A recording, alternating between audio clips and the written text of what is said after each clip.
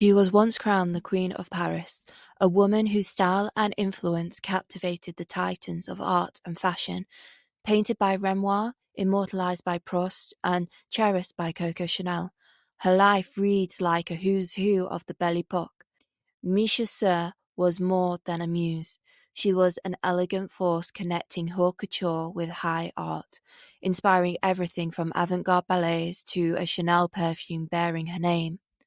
How did one woman leave such a radiant legacy across fashion and culture? Well, let's step into her world. Hello, my name is Rosanna, and welcome to the Fashion Memoir, where timeless style meets iconic moments. Don't forget to like and subscribe as we honor fashion one icon at a time. Misia Sert's journey to an icon status began in the Gilded Age of the Belle Époque Paris. Born Marie Misia Godecka in early 1870s to a Polish sculptor and a Belgian musician, artistry ran in her veins.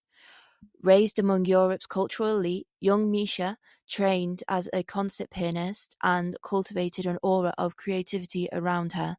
In her 20s, she married Thaddeus Nadanson, a magazine publisher, and soon their Paris apartment blossomed into an artistic salon at the center of Belle Époque culture. Renowned writers like Marcel Proust and Stéphane Mallarmé mingled with painters like Eduardo Voulard and Pierre Bonnard under Misia's roof.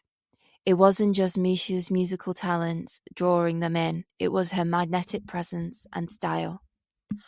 Artists were enchanted by her unconventional beauty and impeccable poise. Many made Misia their muse. Voulard painted her in warm light at the piano. Toulouse-Lautrec sketched her on the cover of La Revue Blanche magazine. Even the great Pierre-Auguste Renoir pleaded to paint her, captivated by Misia's joie de vivre and effortless grammar. Misia knew how to command a room.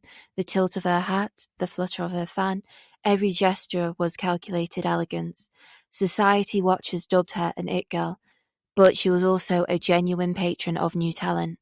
She championed experimental art and embraced avant-garde ideas long before they hit the mainstream. In Misia's salon, Claude Debussy premiered new music on her piano, and poets shared fresh verses.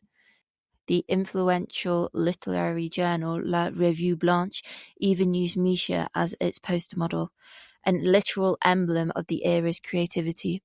Proust himself called Misia a monument of history, weaving facets of her complex personality into his novel In Search of Lost Time. By the turn of the century, Misia Sert wasn't merely observing Parisian haute culture, she was shaping it. With her keen eye for art and instinct for style, Misia became a brilliant muse at the heart of the Belle Époque society, bridging the worlds of art, music, fashion in one elegant persona. As Paris moved into the 20th century, Misia's influence only deepened. Her personal life had its turbulences, notorious affairs, and 3 marriages, yet through it all she transformed from muse into a true patron of the arts. In 1905, after a dramatic second marriage to media mogul Alfred Edwards, Misia's social clout grew along with her extravagant lifestyle. The Spanish painter José María Sert that Misia fully hit her stride as a cultural power broker. Through Sert, Misia stepped into the cutting-edge world of Sergei Diaghilev's Ballets Russes, the revolutionary ballet company igniting Paris with modern art, dance, and music. Misia befriended Diaghilev at a premiere in 1908 and quickly became his confidant, business partner, and occasional financier. If Diaghilev was the genius of modern ballet, Misia was his behind-the-scenes muse, offering ideas, raising funds, and introducing him to artists she knew could contribute. In Misia's glamorous drawing room, Igor Stravinsky first played The Rite of Spring for Diaghilev amid glittering crystal decor. She helped facilitate the avant-garde ballet parade in 1917, a daring collaboration with music by Eric Satie and stage designs by Pablo Picasso, an endeavor that Misia co-organized alongside Diaghilev, and writer Jean Cocteau. Misia's imprint was everywhere. Maurice Ravel dedicated his swirling orchestra piece, La Valse, to her spirit, and composer Claude Debussy similarly found inspiration in her salon concerts. She fiercely championed her Petite Ravel, even using her sway with government officials to defend him when he was snubbed for award. If a brilliant artist was in crisis, Misia swooped in to nurture and protect. Stravinsky, Cocteau, and others all benefited from her generosity and connections. Not every artist appreciated her meddling. Sauté quipped that Misia was a lovely cat, so hide your fish. But none denied her passion. During these years, Misia's famed salon became a refuge for exiled Russian dancers, painters, and writers, all converging under her wing in Paris. Ever the trendsetter, she kept pace with fashion's evolution. A 1911 photograph shows Misia daringly bobbing her hair into a modern 20s crop, transitioning from Belle Époque Paris to jazz-age chic. Though war and upheaval, Misia Sert remained the elegant guardian of the arts, a patroness with impeccable taste and tireless dedication. Her support helped spark some of the era's most influential artistic innovations, and in doing so, she set the stage for fashion's next great chapter. It was in this whirlwind of art and music that Misia crossed paths with a young and up-and-coming designer named Gabrielle Coco Chanel. The year was 1917, and Chanel was still a relatively unknown dressmaker, until she met Misia at a dinner party, where Misia admired the stylish coat Chanel wore. That chance meeting blossomed into one of fashion history's most legendary friendships. Misia saw in Chanel a woman of biting wit, creativity, and ambition. Chanel, in turn, knew Misia was an invaluable doorway into Paris's artistic high society. The two became inseparable soul sisters, travelling together, consoling each other through personal tragedies, and even behaving at times like secret lovers. More than anything, their bond was symbolic.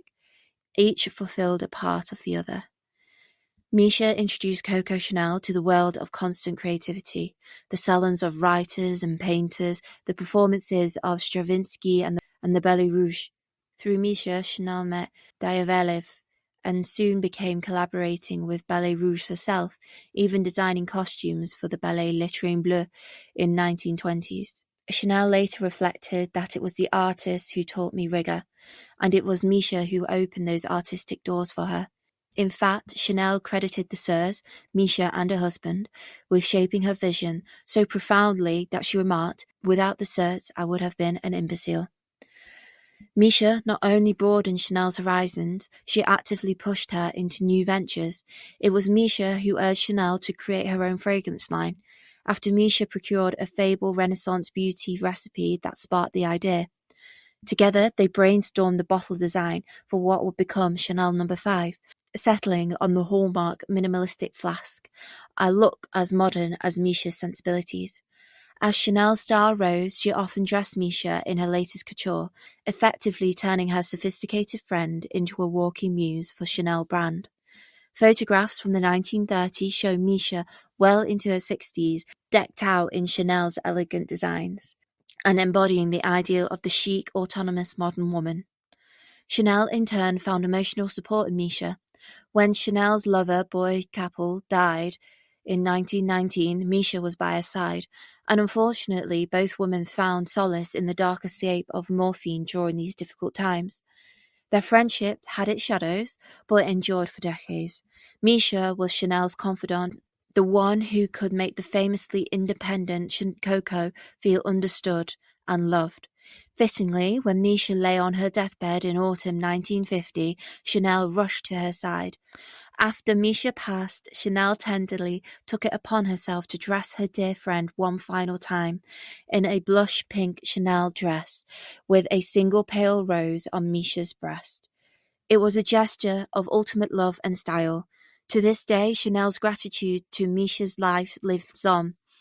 In 2015, the House of Chanel debuted Misia, a perfume explicitly dedicated to the memory of Coco's beloved friend and muse.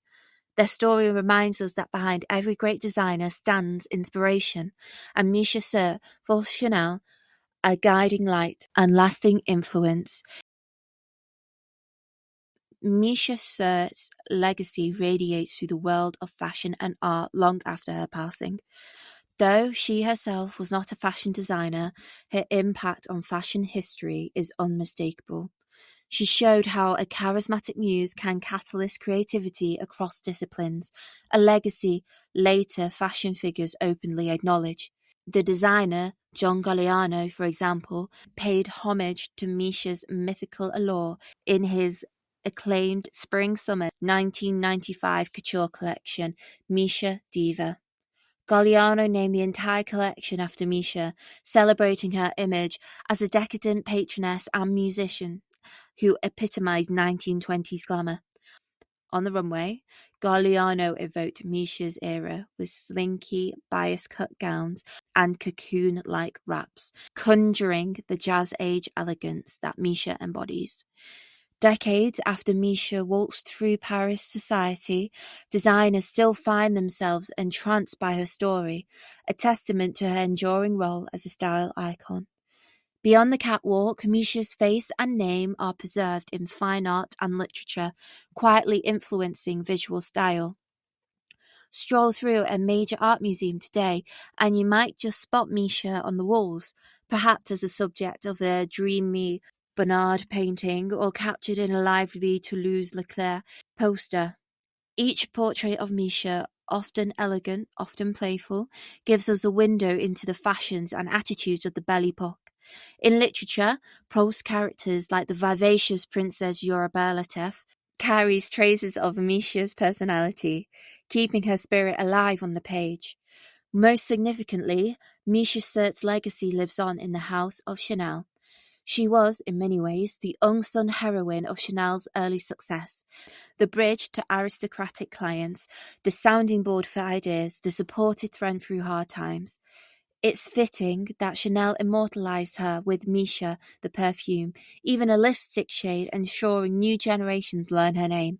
And while only historians might know that Coco Chanel once said, Misia had every quality a woman could have. Every Chanel devotee today benefits from the artistic influence of Misia. Every Chanel devotee today benefits from the artistic influences Misia brought into Coco's life. In 2012, Paris's Musée d'Orsay staged a grand exhibition titled Misia, Queen of Paris, cementing her status as a cultural icon of Belle Époque. Visitors discovered Misia's world through paintings, costumes, and memorabilia, seeing clearly how one stylish woman sat next to art, music, dance, and fashion. The picture that emerged is one of a connector and a catalyst, a woman who nurtured genius in others whilst cultivating her own image of elegance and wit. Misia Sert's story reminds us that fashion isn't only shaped by designers and models, but also by muses, patrons, and friends who sparked the creative synergy behind the scenes. Her life was a masterpiece of collaboration, and perhaps is her greatest legacy.